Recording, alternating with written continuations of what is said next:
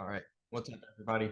Super excited for today's video. I'm going to show you guys the strategies and patterns that I use to make $1,000 trades every day, and how you can do this as well. And it really gets simple once you start to learn a couple things, right? A couple of those things are going to be supply and demand zones, right? Those are going to be your areas of interest, right? These zones right here. Okay, you have green for demand, you have red for supply. Those are areas where there's imbalances in the market, right? There's an imbalance of either sell orders and supply that's going to push the price down lower, or there's an imbalance of demand that's going to push the price higher potentially, right? Now, not every single time supply and demand zones are going to be valid, right? Some of them can, be respected, and sometimes they can't be respected. But what it does is it keeps you from trading in here, right? I like to call this no man's land. That is not where you want really to be entering your trades. You want to look for setups, right? So I'm going to break that down. If we go over here to the Options Trading Tycoons Discord, okay, we can see, yesterday, this was the trade yesterday. This was over 300% on this trade right here, 369%. All right, that was on, a short contract, some SPX put contracts. And then today, we got a 100% play right here. All right, 104%.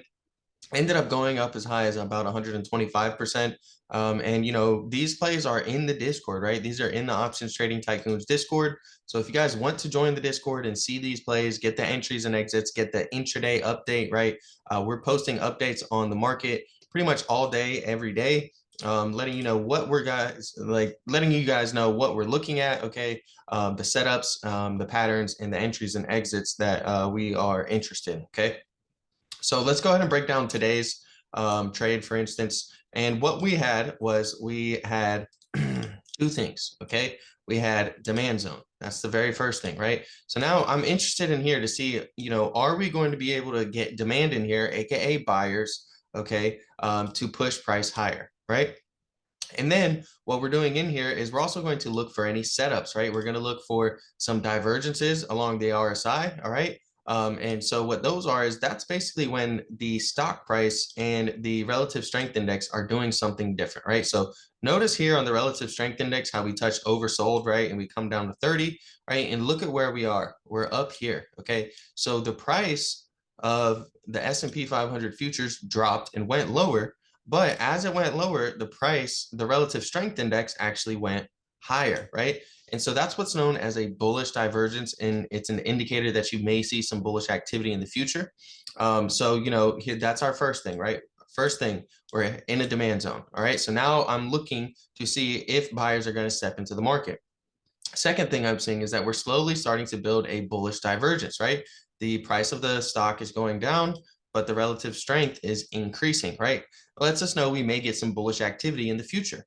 Okay, then the third thing we do is we actually get a chart pattern known as an inverse head and shoulders, right? And we have this gap fill script right here. And this basically just shows you the overnight gaps, that are going to form. And a lot of times, about 90% of the time, these gaps are going to fill. It's just a matter of when, not so much if, right? So after establishing that we had a slight divergence in the market, then seeing we're in a demand zone, right? Then I noticed that we have a left shoulder here, we have a head, and I said, all right, well, /ES, the S&P 500 futures is now forming, okay, a inverse head and shoulders, right? And I said that when we were right around these levels, and I charted up our two support levels.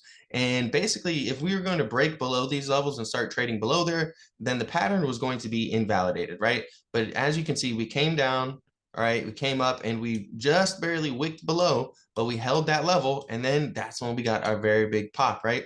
And in a perfect world scenario, this is how an inverse head and shoulder is going to play out. It's going to start right here. This is the start of it, okay? And in a perfect world scenario, that's where it's going to end, right? So as you can see right there, that's where it hit. And I went ahead and took profits, right? I really could have made some more money if we came up and filled that gap, but we didn't do that, right? Not everything is going to be a perfect trade and a perfect world scenario where we could have got that gap fill. But I went ahead and just took profit, right? And this was like a quick trade, right? This was like 10 minutes or less, and really just catching the momentum, right? Once we broke this trend line here, all right, was able to get in right around this area here. Once I saw that the buyers pushed up right here, and really gave us that right shoulder that we really needed. Was just able to ride that momentum. Okay, this is a 5-minute chart we're looking at here. And this is very, very quick. All right, and was able to get 100% on the trade, trading SPX options with 0 days to expiration. And then you don't want to be greedy, right? We end up seeing that even though we are in a demand zone, we weren't able to push through and really push higher. We ended up and just continued consolidating for the whole day, really right in there. Now, volume was extremely low today. If we go ahead and take a look at the other trade that we had, okay, where we traded short, it's basically the same strategy, guys, what we're doing.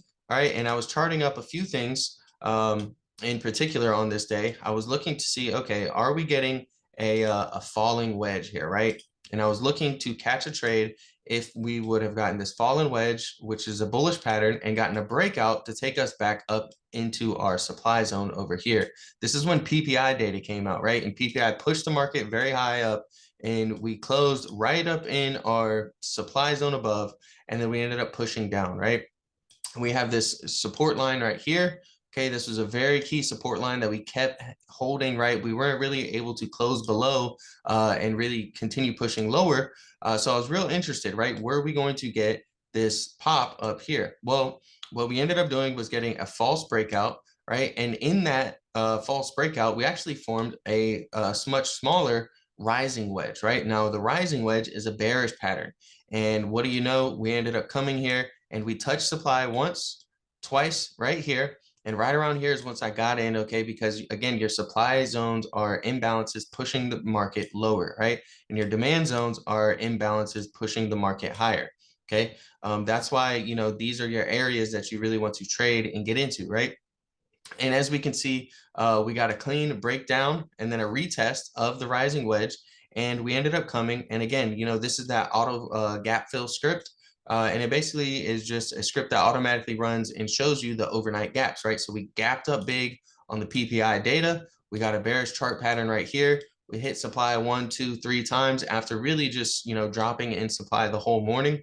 And, that just lets us know that there's more sellers, right? There's more supply than demand, and that's going to push the price lower. Then we get confirmation with the bearish chart pattern. We get a clean retest and a very strong move down.